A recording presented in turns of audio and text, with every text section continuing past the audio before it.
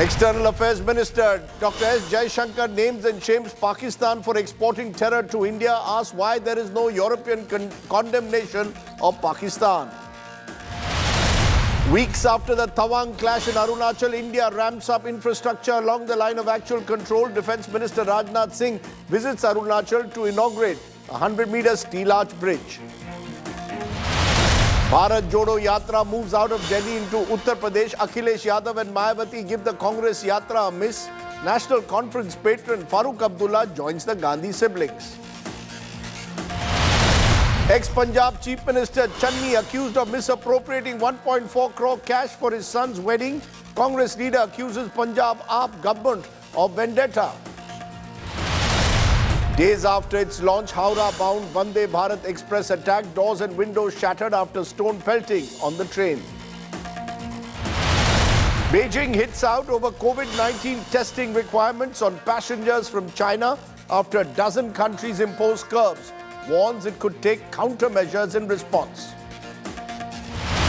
Pakistan faces its biggest ever electricity crisis. Government to shut malls and markets by 8:30 p.m. to save power and over $273 million annually.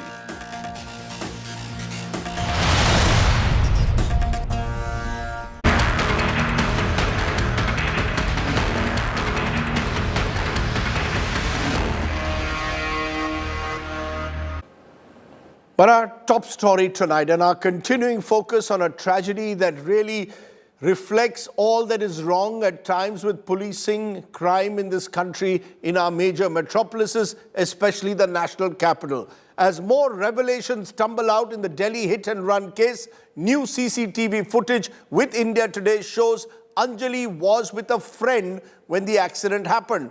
The second woman who fled the scene has been questioned by the police. Remember, it was on New Year's Day that Anjali was dragged to her death for more than 12 kilometers in a car with 5 people who have since been arrested.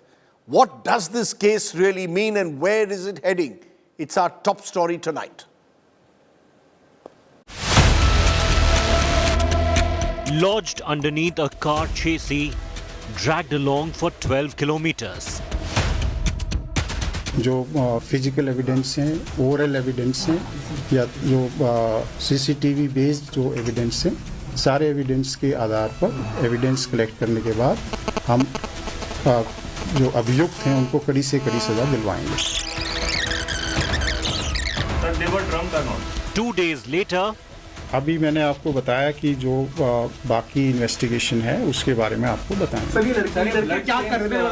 no questions please. It's Delhi police. अभी मैं आपको यही जानकारी share कर सकता हूं कि medical board constitute हो चुका है. But as pressure mounted for answers about how a car with a human being stuck underneath could go unnoticed by police patrols on the New Year in Delhi, new videos of a hotel room, friends the victim spent time with on the New Year Eve have now emerged in investigations. The FIR charges the 5 suspects in the Baleno that pulled the 23-year-old woman under counts of rash driving and causing death by negligence. Police now investigating CCTV footage of a budget hotel. The victim booked a room at for the new year. In a clip, she is seen having an argument apparently with her friend at 1:30 a.m. on January the 1st. They seem to be leaving at about 1:45 a.m. in the morning. You can see her, the girl in the red t-shirt, which is the friend. She's not the victim. She's the friend who pulls the scooty out, and then you see Anjali, who's with her. She gets on behind her on the scooty. In fact, she is the pillion rider when they're leaving from the hotel. Eventually, what we learn from our sources is that Anjali told her friend that she would like to drive the scooty, and her friend, in fact, sat behind her on that scooty. The victim in pink, her friend in red, together on a scooty after they left the hotel and before the wreck. The friend drove it and the victim rode pillion. They swapped the seats sometime later. and when the crash occurred, the victim's friend fled the scene. Police recorded her statement. 2 days later, जो PCR जो एमपीवीज का deployment है वो भी 1200 से ज़्यादा होगा और मोटरसाइकिल भी लगभग 2000 से ज़्यादा 2074 मोटरसाइकिल्स भी पूरे दिल्ली में गश्त करेंगी. tall claims about policing in the capital city ahead of the new year fell flat.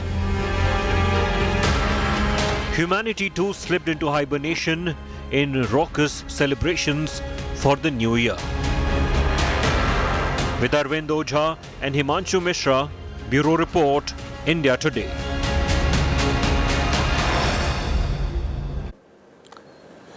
Now, a key player in a way in this entire gruesome incident is the friend of Anjali.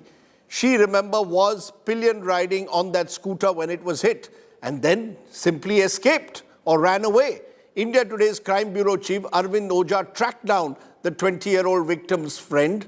The friend rode pillion, as I said, with the victim, fled the scene of the accident soon after. Nidhi has broken her silence now on what unfurled and why did she flee the accident site.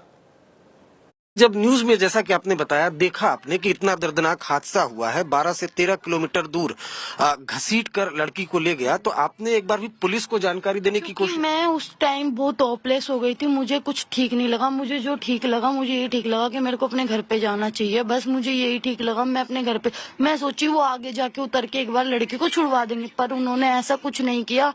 उन्होंने सिर्फ उस लड़की को जानबूझकर आगे लेके गए. उन्होंने जानबूझकर वो हादसा करा. तो आपकी तो दोस्त थी ना आपकी उस पार्टी मना के आ रहे थे. अगर चलिए मान लीजिए आप होपलेस हो गई तो उसके बाद एक दिन बाद 2 दिन बाद आप पुलिस को जानकारी देती. वो मैं बिल्कुल अपनी शुद्धि में नहीं थी. मैं अपने होश में ही नहीं थी कि मैं जाकर पुलिस को बताऊं. मैं सोची कहीं वो बात मेरे पे ना आ जाए.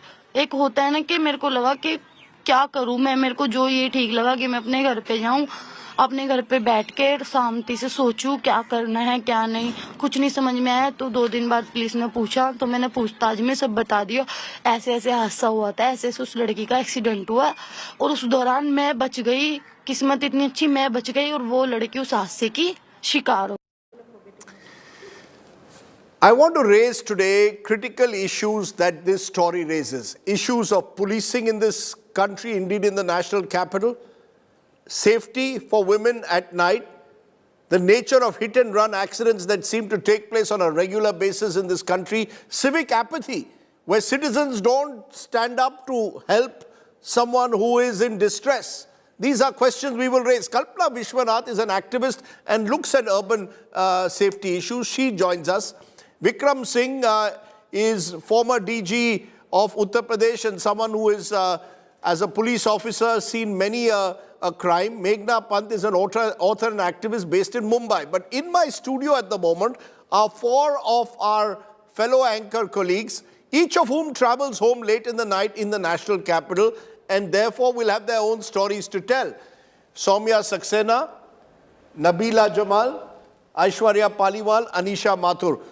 I want to start with all of you and I'm also going to play out stories because they spent last night on the streets of Delhi and tried to find out for themselves how safe or unsafe it is. Anisha, why don't you start off? As a young woman, professional, you go home at night, presumably after 9 p.m. Do you go home feeling a sense of foreboding or do you feel completely safe on the streets of Delhi? Well, Rajdeep, to answer your question, it depends on what time I'm going home and how I'm going home. If I'm going home early enough to hit traffic and go home, then I'm safe. If it's post 10 p.m., as a Delhiite, as someone who's grown up in the city, who's grown up for the last 10 years covering the city, I know which are the areas I shouldn't be going to alone, what are the kind of precautions I need to take. And more importantly, I also have a sense of which are the safe zones, which are the places where I might presumably get help if I really needed to. But then we as journalists live a very different life from a different person who's out on the road late at night in Delhi. Okay, Soumya Saxena, you were very angrily telling me before the show about how you felt unsafe every time you go home. So if you're driving alone, say at 11 or something, there are chances that, you know, someone sees you driving alone. And then there would be like walking behind you, try to stop your car. And once even 2 men, you started following me on a motorbike. Now imagine at that moment, my car breaks down, right? What am I supposed to do? Who do I call? How do I take help? I am so dependent on the males of my house at that time to give them a call and tell them, please aa jaiye, help kar dijiye. Where do I go? Where's the police?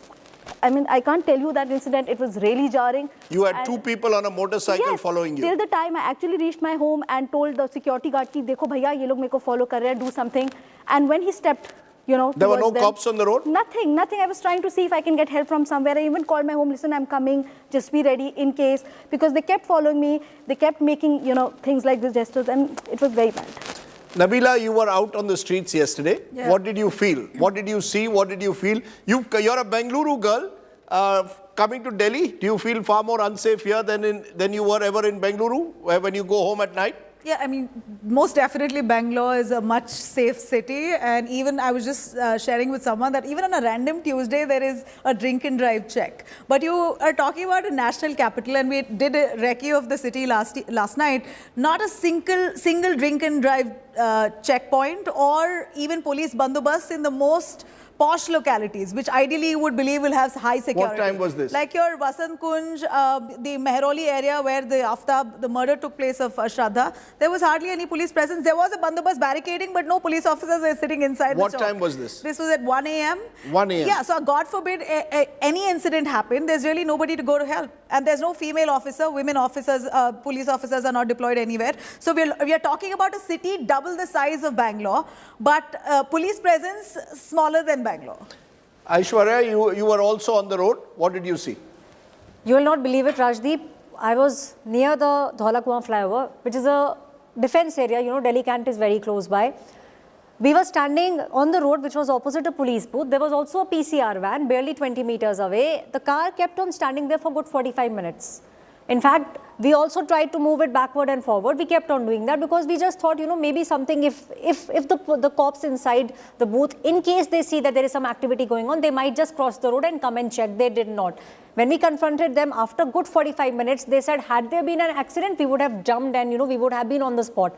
I asked them, how do you know what was happening in the vehicle? How do you define an accident? And God forbid, if something was actually happening in the vehicle, you would have been sitting inside your booth. And this is exactly what got captured on our camera. They kept on sitting inside. The only movement I could see, the 2 policemen stepping out of the booth, going and speaking with the person who was sitting in the PCR van, but they did not cross the road, did not check on what was happening in the vehicle. Let's play some of those sequences of some of our young women colleagues last night who spent, as you can see on the screen, late after midnight, they were out on the street just to check, to do a reality check of what it is like on the streets of Delhi. Take a look at this story.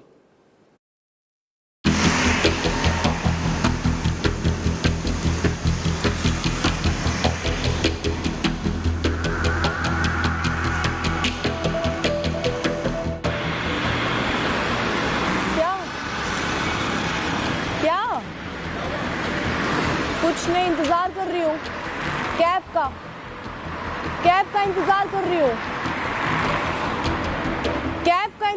रही हूँ जी It's okay if you I will drop you somewhere. नहीं cab आ जाएगी मेरी office की तरफ से आने वाली, मैं उसी का वेट कर रही थी बस. If you want comfortable I can. No, I am sorry, I am okay. Thank you.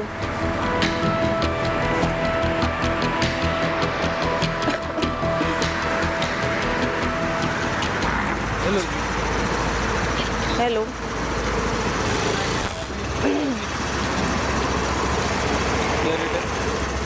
क्या किथे जा रहे हो? खड़ी हूँ. क्या जा रहे हो क्या? नहीं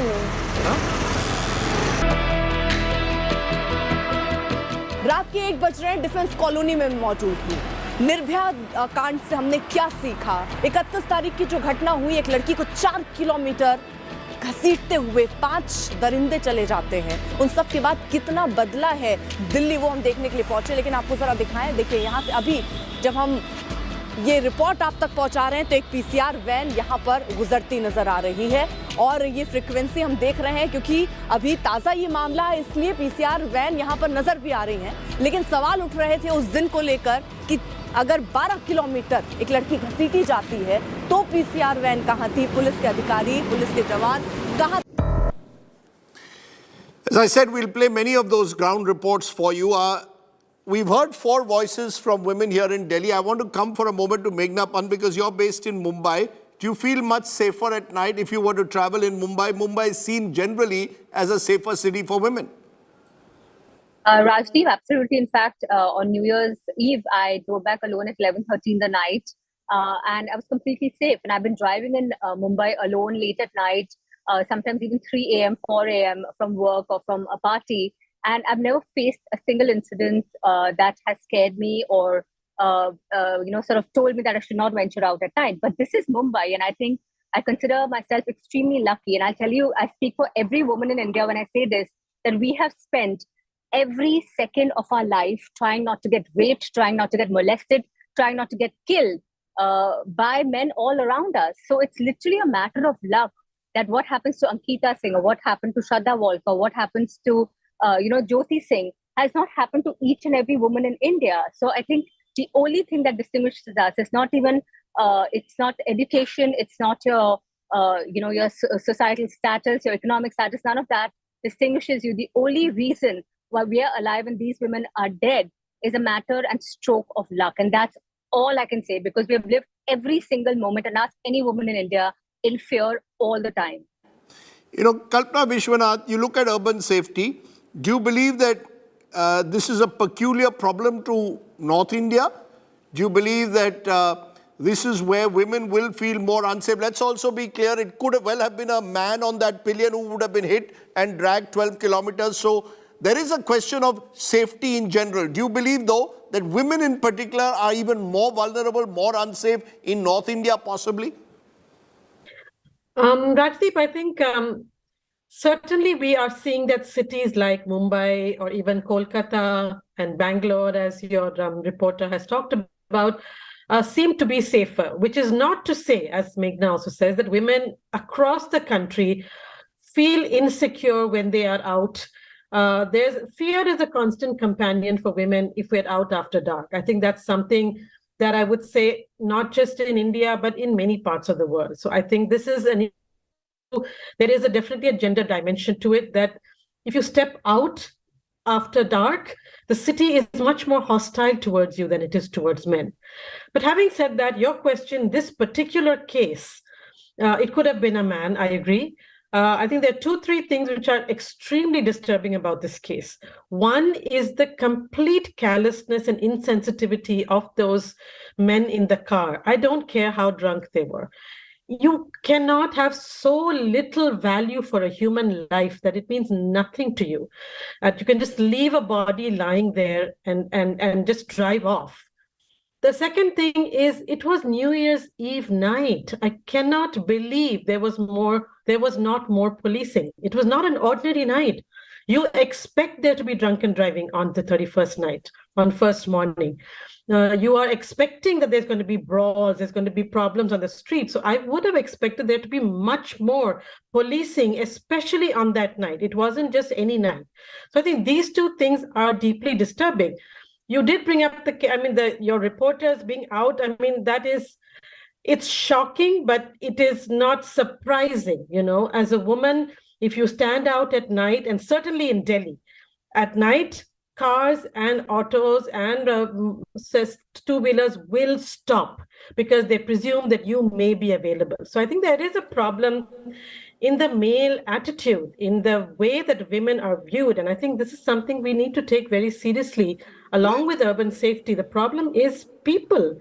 Why is a woman just seen as a prey by men in this country? I think this is something that is increasingly becoming disturbing. When you speak of people, and we'll come to that in a moment, just the people in the air, not just those driving the car, but eyewitnesses, even the friend who was on the pillion simply going away, leaving Anjali virtually dead and dragged to her death. But Vikram Singh, you're hearing these voices.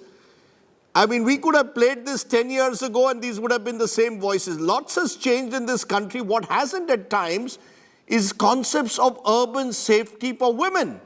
And policing and police patrolling, far from being enhanced, in some dark corners of our cities seems actually to have got reduced.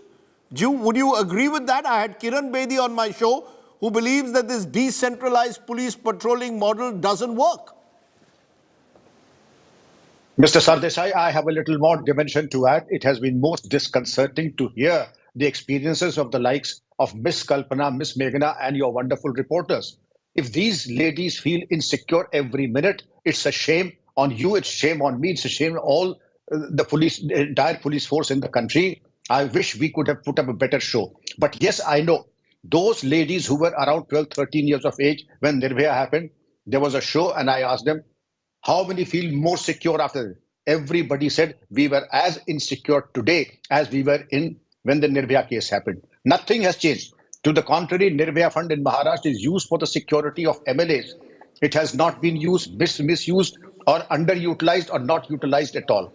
Then the number of women police officers that are supposed to be recruited as prosecutors, that is a matter of detail. In respect of what Madam Bedi said, I agree with that. But yes, the mindset, the police station is not a boys' club. What happens to any woman should be a concern for each and every police officer, from a constable right up to the DGP and the police commissioner. And what happened in Delhi on the eve of the New Year's is also how not to do a thing.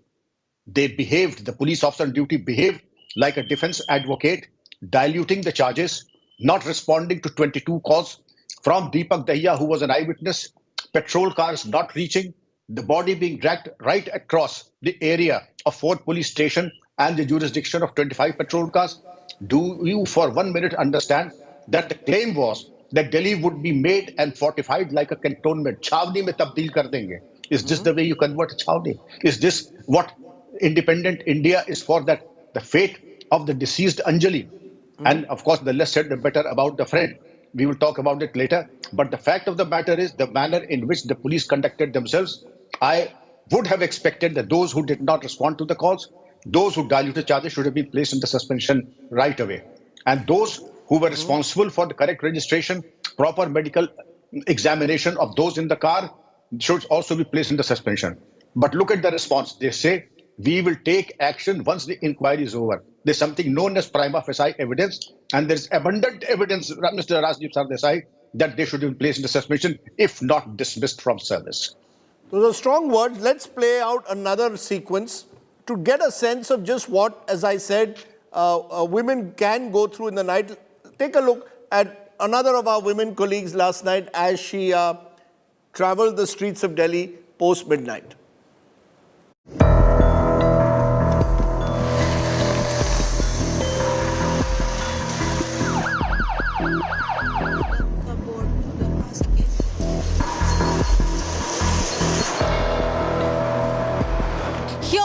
Heart of Delhi, in Connaught Place, there seems to be a reasonable amount of police deployment. At midnight, cars are being checked, especially those which have just a single male or a couple of male drivers. The police is looking into all the cars that are going past this particular barricading spot.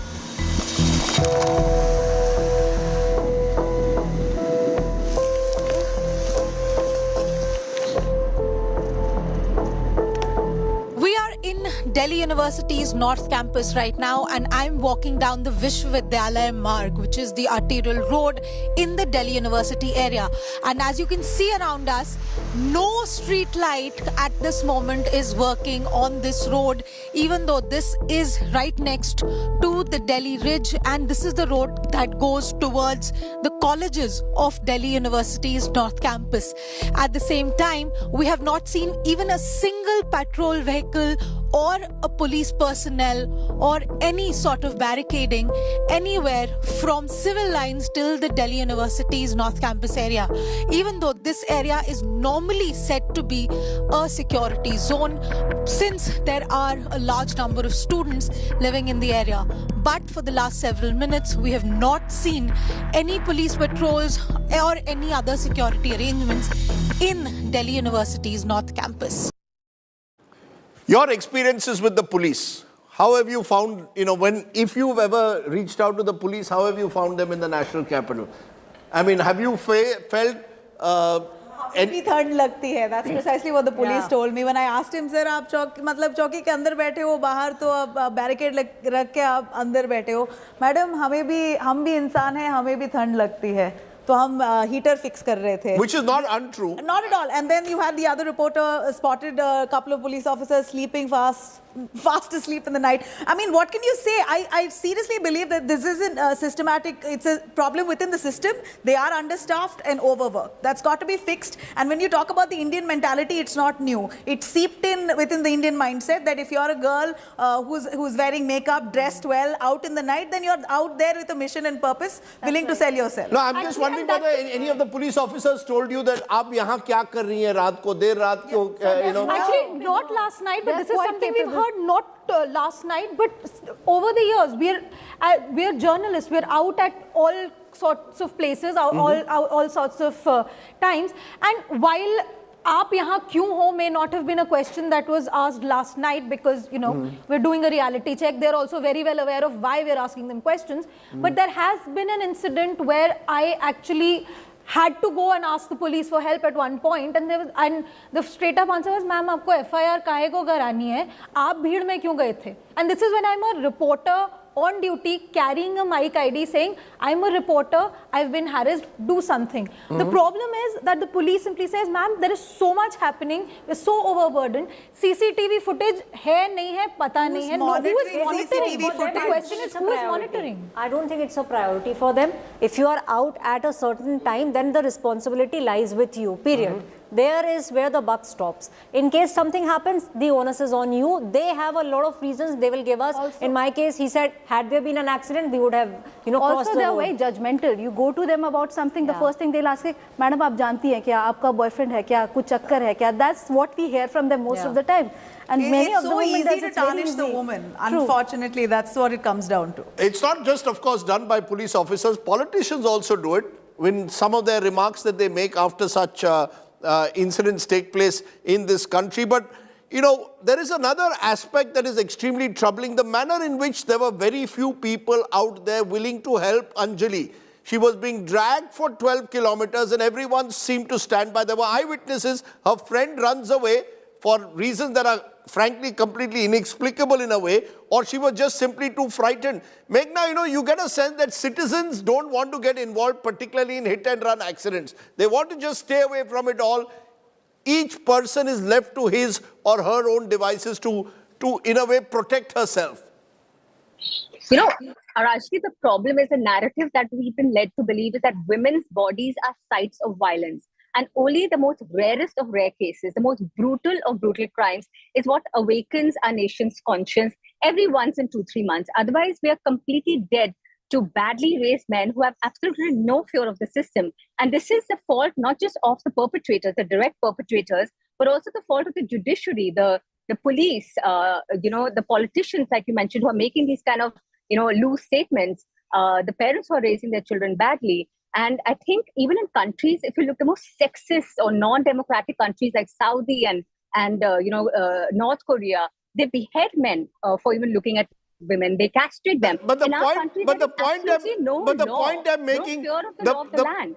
The point I'm making, and all of you can, would you, if you were, God forbid, on the street outside on a dark street at midnight, and someone in front of you, there's a hit-and-run accident and someone's lying on the road, will you try and help or not? I want to know, or will you simply not want to get involved? As a journalist, be I honest. would surely help, but it's not unknown that you get tangled in legal hurdles, and it's scary. For a common man to get into a case, you have to act as a witness. They'll call you 100 times, and if the man who's the perpetrator is influential, then gone is your case. They will start asking you had to deal with what were you doing during that time? Court judgments, policy decisions saying that, if there is a good Samaritan, do not harass them. Why is there a requirement for a policy decision or a court observation to come on this, that if there is a good Samaritan, please don't harass them? Because it is the stark reality. We've had campaigns in Delhi that if you see something say something. If you see an accident, please go help. They had to introduce a policy. Why? Because there is so much apathy. Because we've seen in the last week two very different incidents. In the case of Rishabh Pant, the cricketer who was also found himself in a very tragic road accident, near fatal accident, was helped by a bus driver. And we've seen what's happened here with Anjali dragged for 12 kilometers and no one doing a thing. Kalpana, do you believe that people simply are too fearful of the law and don't want to get involved in any of this, or is there just a general sense of callousness? Rajdeep, I mean, I don't know if you remember, 10 years ago when the Jyoti Singh case happened, she and her boyfriend were left on the side of the road for nearly an hour. So cars passed by, let alone stop, just phone the police, call 100. Even that, there is this complete lack of interest, lack of any civic, sort of sense of duty that can I make a difference? Now that's one side of it, and I think there is a problem. I don't know if it's primarily a Delhi problem. I don't know enough about other cities, but I do know in Delhi that people tend to turn away and not help. The other side of it, since you brought up the Rishabh Pant case also, I think Rajdeep, we do need to look at the issue of our roads and the fact that India is among the highest in the world in fatalities with road accidents. We have roads, we don't have laws that are sort of put to this thing. People drive very fast. We're having road accident deaths of people on our roads every single day. And I think this is going to become a very big problem in our country. It's growing only every day. Yeah. I'm going to speak in a moment on drunken driving, but we spoke also earlier to one of those eyewitnesses, Deepak. And we began by asking Deepak, आपको कब शक हुआ कि कुछ problem है? आपने कब police को बुलाया? Listen into what he said. जैसे साहब वो गाड़ी भी राउंड बाई राउंड घूम रही थी और उसके साथ साथ जैसे पहले चक्कर में तो मैं उसको ये समझ गया मैं चलो एक्सीडेंट किसी से भी हो सकता है होगा, ये अटक गई है या एक्सीडेंट के चलते अंदर फंस गई है और एक जा रही है, चलो जा रही है तो कोई दिक्कत नहीं थी उस टाइम तक। तो मैं भी समझ गया कि शायद एक्सीडेंट हुआ है। लेकिन फिर वो जैसे आगे से तकरीबन 10 मिनट के बाद रिटर्न घूम के आई है मेरी दुकान के सामने 3:30 पे साहब। तो उस टाइम में फिर बात कुछ अलग दिमाग में आई। मैंने जिस बीच में अपने पीसीआर से मेरी बात हो चुकी थी और मैंने उसी पीसीआर को दोबारा कॉल किया, वहाँ जनाब ये तो गाड़ी दोबारा घूम के हमें अपनी दुकान के सामने आ गई है और ये कुतुबगढ़ साइड से अब कंधावला साइड जा रही है। स्पीड उसकी वही थी, तकरीबन 20 से 25 की स्पीड में चल रही है गाड़ी। तो बोला हाँ ठीक है हम वहीं आ रहे हैं आपकी साइड। माँ ठीक है साहब। तो मैंने इतना सुनने के बाद माँ चलो जनाब आ ही रहे हैं, पीसीआर आ रही है। तो मैंने अपनी स्कूटी उठाई और उसका पीछा करने के लग गया मैं। जैसे कंधावला साइड गाड़ी जा रही है तो मैं भी कंधावला साइड चल रहा हूँ। तकरीबन अपनी दुकान से 2-2.5 किलोमीटर आगे जाके कंधावला से पहले राज सिंह मॉल है उसके सामने से उसने फिर से गाड़ी को यू टर्न घुमा दिया दोबारा और फिर कंधावला से कुतुबगढ़ साइड गाड़ी चल पड़ी है। This is an eyewitness in the case. Vikram Singh, it seems likely that the accused in this case were drunk. It was New Year's Day. And there's a sense that in some parts of the country, you can still get away with drunk driving. Look at certain countries in the West where no one will dare to drink and drive because the law will ensure that they will throw the law book at you. In India, a lot of people believe they can actually get away with drinking and driving. Is there something in the policing system that needs to change, or it needs to just change in the attitudes of people that they've got to be conscious you cannot drink and drive in India? Mr. Sardesai, law is very unsparing. We have any number of laws. The Motor Vehicle Acts have been revised. We also have the Samaritan clause given by the Supreme Court. But good Samaritans are even harassed even today, the hospitals, by the police and all across. The road accidents are multiple times that of murder statistics in the country and a very critical situation. And majority of such cases happen because of drunk driving. There are provisions that, yes, drunk driving, and in this case also, the accused said they had 2 bottles of liquor during the course of this drive. Now, 2 bottles among 5%, you can well imagine. I'm a teetotaler, but I'm given to understand if it to translate to almost 5 pegs per person, presuming that it was equitable distribution. And in this level of intoxication, to presume Either they were guided by the lawyer to give the statement, or in any case, the breath analyzer tests, the alcohol testing systems are not in function. The Doppler radars to check the speeding are not in position, and the less said the better. We all only have CCTVs on the national highways, but that is too little, coming too late. What we need is a system of checks and balances, especially when there is an occasion like the New Year's Eve, then almost every such boisterous car or single male or a double male going, they should be checked. That is what the security proceedings are all about. Nakas, security checking, and other such checks and balances. Nothing seems to have been in position. But yes, Mumbai is a shade better than Delhi. Chennai and Hyderabad also would score much better than Delhi. But Delhi, with all its inputs and the focus, has come out in absolutely abysmally low scores. And the checking part, I'm very sorry to say, as Jamila probably said, that the policeman said that he's feeling cold. A policeman is supposed to be expected to be a man of steel. And if he's such a sissy that he cannot bear 10 degrees centigrade of temperature, then he should go elsewhere and seek better opportunities in any other Because one of the changes that was supposed to take place after Nirbhaya was to ensure CCTV footage, CCTV cameras in every possible space, improve quality of street lighting, and also ensure more police personnel. Now, on all those three fronts, there are question marks that are continuously even now raised about the quality. But let's take a look at one more ground report of what we saw on the streets of Delhi.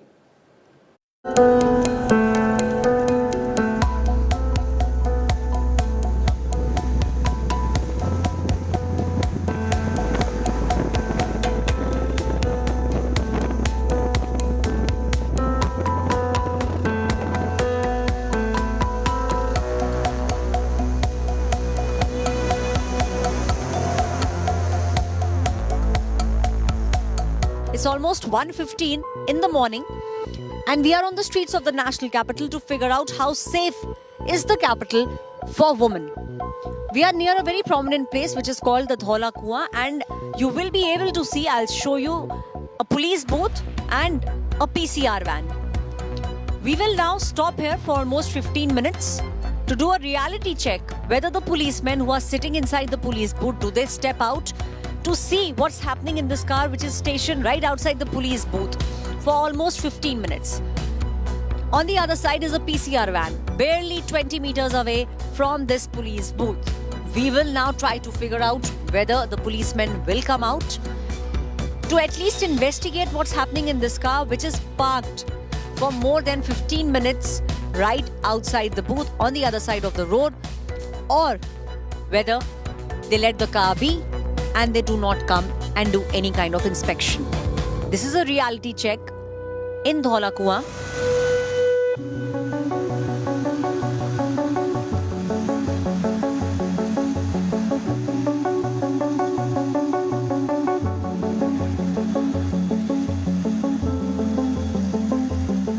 It's been almost 15 minutes. It's 1:30 in the clock and no police personnel has actually bothered to step out of the police booth and to check what's happening in this vehicle which is standing right opposite, bang opposite the police booth and the PCR van. We have been staying here. We have been here for almost 15 minutes trying to garner the attention, trying to make sure that the police personnel come and check what exactly is happening in the vehicle. Nothing has been happening. They have only been walking from the police booth till the PCR van and back. This clearly points towards the fact that the Delhi police personnel, the security, those people who need to make sure people in the national capital are secure, are not stepping out of the comfort zones and are not checking for things. Okay, so let me, in conclusion, ask you, you're all going home tonight, presumably?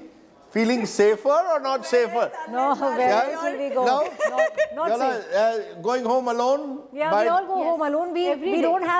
What option do we have? Do we sit at home? Do we stop going out? Or do we just tell the men in our house to come and pick us and drop us all the time because we are I think as women, unfortunately. Do the people in your house worry about it till you come home? Are they worried every night? Of course. Of course, if I'm going home, say in an Uber or in the metro, chances are my mother would have called me at least 3 times. Office se nikli, kahan pahunchi, tere ko metro station se leke You feel safe in an Uber? Again, depends on the time. If it's 6 p.m, yeah, sure. If it's 11 p.m, I'll be on the phone either with a friend or with my mother. Acha, main yahan pahunch gayi. Acha, main yahan pahunch gayi. We live in a world where we are required to check in with somebody just to tell the Uber driver, mera koi track kar raha hai. Yeah. But that honestly is in every city, Rajdeep. Even in Bangalore, if I have to get on an Uber midnight, I'm a little worried. But that's why the onus falls to the police. When you know there are instances like this and areas that are sensitive where attacks like this have happened, like for example Mehroli, barely any police presence despite it being the place where the Nirbhaya incident happened and the Aftab's incident happened. Shraddha, no police bandobast. Family gets really worried at night if I'm, coming after 11, especially. My mom keeps calling me each 10 minutes to know where, have I reached. Once I even asked her, what's the thing? Why do you keep calling me? She's like, no, I need to know your location every 10 minutes because in case your phone switches off or in case you're not reaching, at least I know what was your last point. That's her answer. And so the onus of keeping a phone charged is also on us now because see, I think those who are away, those who are not in the situation, they are rightly worried. So if something happens like this to say, any of our friends, we would also be worried. Okay, I'm going to leave it there. And I have one caveat. Yes. It's sad that unfortunately the men who want to help and are genuine on the streets, I think women have lost faith. Women have lost faith in the nice, good men as well. 99% of the time I want to go to a police when I'm in trouble because I don't know what will the police be like. Okay, let's leave it there. Let's leave it there. I wanted to listen to multiple voices. I've listened to them, Kalpana, Meghna, Vikram Singh and my 4 colleagues in the studio. I hope we can do something about urban safety for women, urban safety in general. If you really want to be a 21st century metropolis, you've got to focus on safety above all else. And I hope that instances like this wake up those who have been in slumber for much too long. Thank you all very much for joining me and go home safely. Thank you. Thank you. Let's turn from there to our top political story, which today comes from Karnataka, where Karnataka BJP chief and MP Nalin Katil courted controversy after he told party cadres not to focus on sewage and road issues in the forthcoming elections of Karnataka, but instead combat love jihad, saying those who wanted to take on love jihad should vote for the BJP. The Congress claims that the BJP is playing divisive politics ahead of the Karnataka elections. Here's a report. Forget development. Focus on issues like love jihad. That is the message from Karnataka BJP President and Dakshina Kannada MP Nalin Kumar Katil to party cadres ahead of the elections this year. ಹಾಗಾಗಿ ಹೇಳಿದೆ ನೀವು ರಸ್ತೆ ಮೋರಿ ಚರಂಡಿ ಸಣ್ಣ ವಿಷಯದ ಬಗ್ಗೆ ಮಾತಾಡಬೇಡಿ ವೇದವ್ಯಾಸ ಹೋದಾಗ ಕೈ ಎತ್ತಿಲ್ಲ ನಳಿನ್ ಕುಮಾರ್ ನಕ್ಕಿಲ್ಲ ನಳಿನ್ ಕುಮಾರ್ ನಕ್ಕು ನಿಮಗೇನು ಬಂಗಾರ ಸಿಗ್ತಾ ಇಲ್ಲ ನಿಮ್ಮ ಮಕ್ಕಳ ಬದುಕಿನ ಪ್ರಶ್ನೆ ಲವ್ ಜಿಹಾದ್ ಎಂದು ನಿಲ್ಲಿಸಬೇಕಿದ್ರೆ ಭಾರತೀಯ ಜನತಾ ಪಾರ್ಟಿ ಬೇಕು ಲವ್ ಜಿಹಾದ್ ಎಂದು ನಿಲ್ಲಿಸಬೇಕಿದ್ರೆ ಭಾರತೀಯ Janata party. The Lok Sabha MP made the statement while addressing party workers as part of BJP's Booth Vijaya Abhiyan in Mangaluru on Monday. The Congress, which is trying to corner the BJP government in the state over issues like corruption, has accused the BJP of divisive politics. They are not looking at development, they are looking at hatredness, they are looking at dividing the country. That is why we are only looking at development. We want what people get. When they fail to do anything which people wanted, they divert towards the communal agenda. That is their normal practice and they are at it.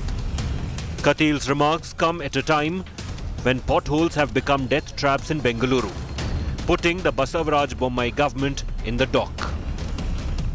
Data from the Ministry of Road Transport and Highways show Bengaluru is among the top 3 cities for deaths due to road accidents. The Congress has criticized the statement of BJP State President Nalin Kumar Katil on love jihad. They allege that BJP in the state of Karnataka is concentrating on divide and rule rather than development. With video journalist Shivu Sagayaraj reporting for India Today, Bengaluru.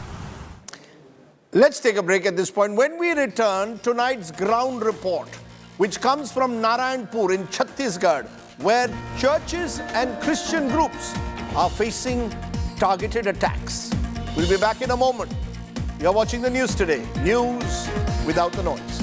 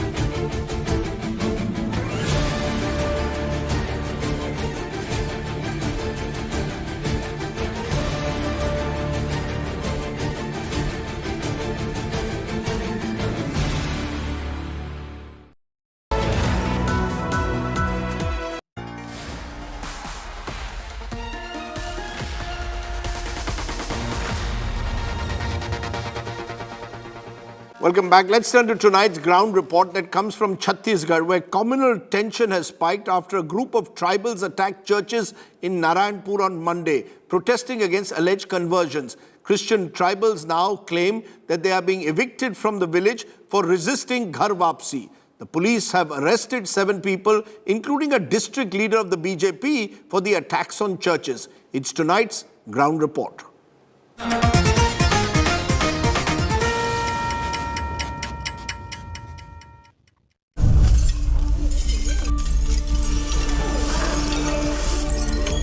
The church under attack in Chhattisgarh.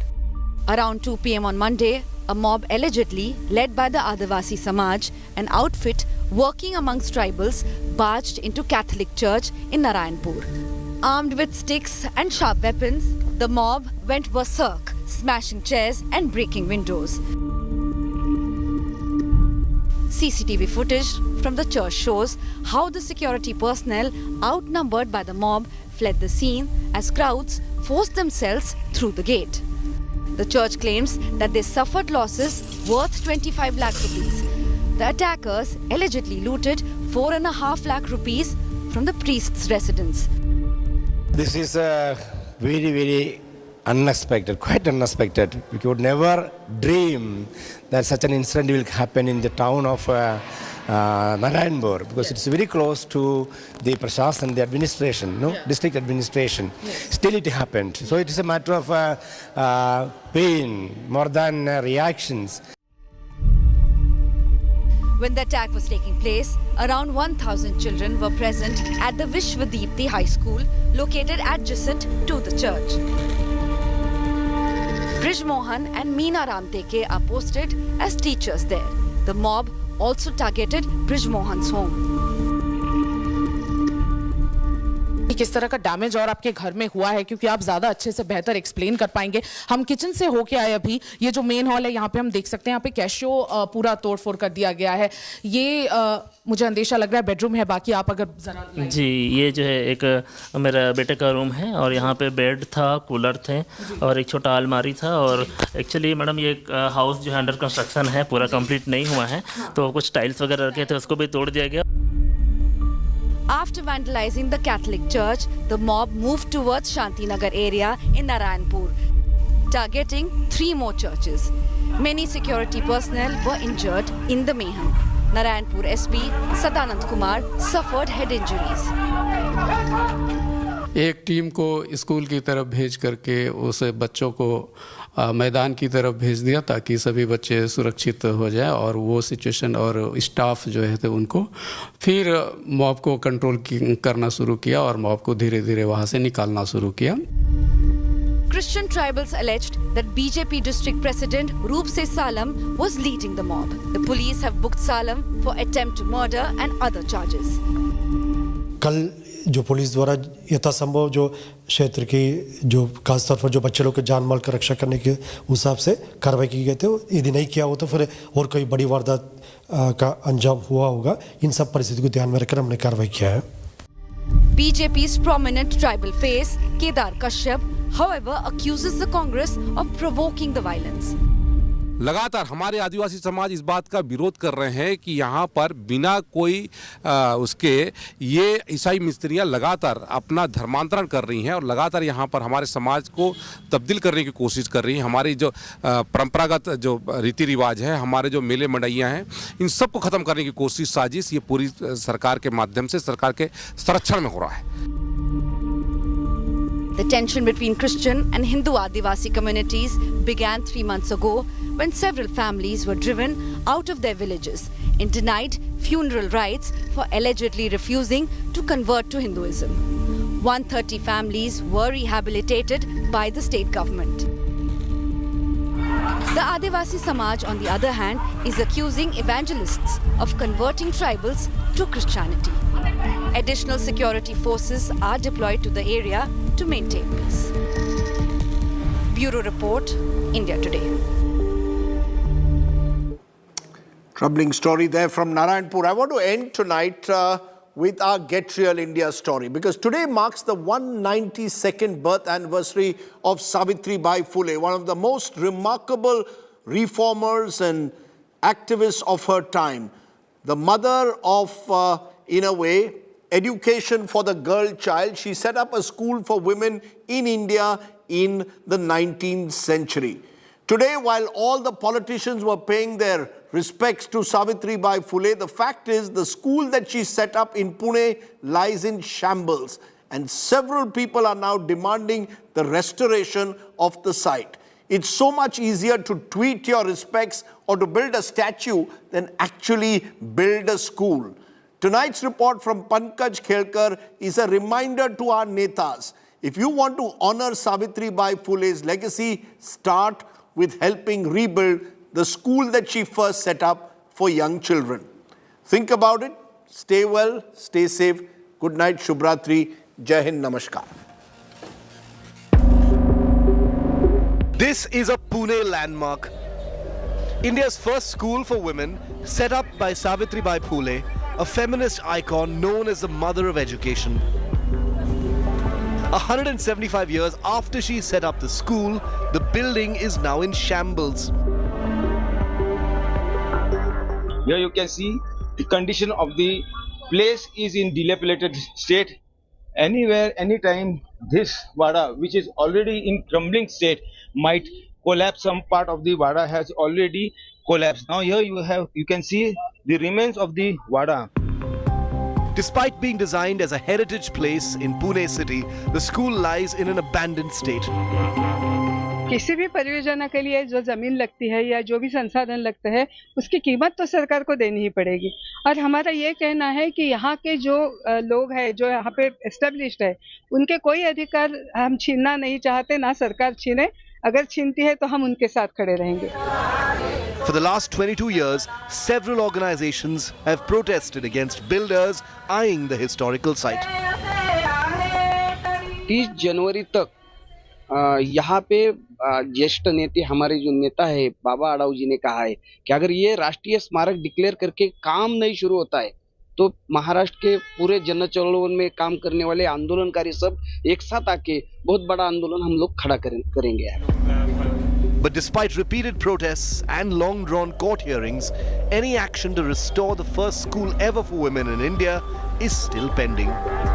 People who are agitating, they have given an ultimatum that if the state government has announced and shown a will that this historic place will be converted into a monument, national monument, then efforts should be made. Else, from 31st of January, another agitation will take place.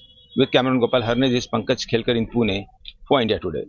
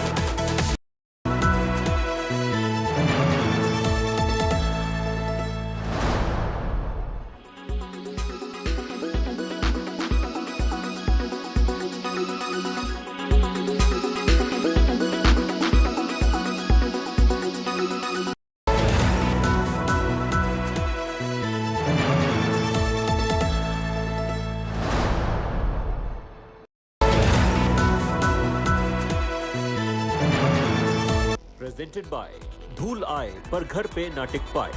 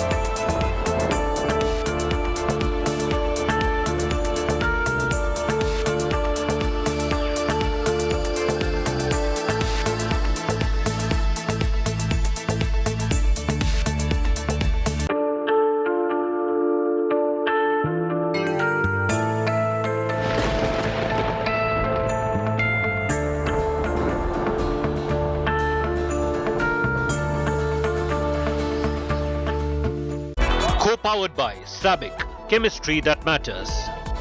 Co-powered by ArcelorMittal Nippon Steel India. Co-powered by Samsonite. Tested like Samsonite. LIC, हर पल आपके साथ. Raymond Techno, unrestrict yourself. Tata Punch, vibes with you.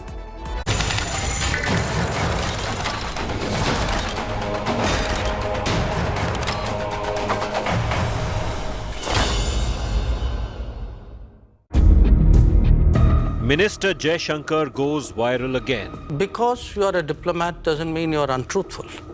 I could use much harsher words than epicenter. So believe me, considering what has been happening to us, I think epicenter is a very diplomatic word. Again for smashing Western hypocrites.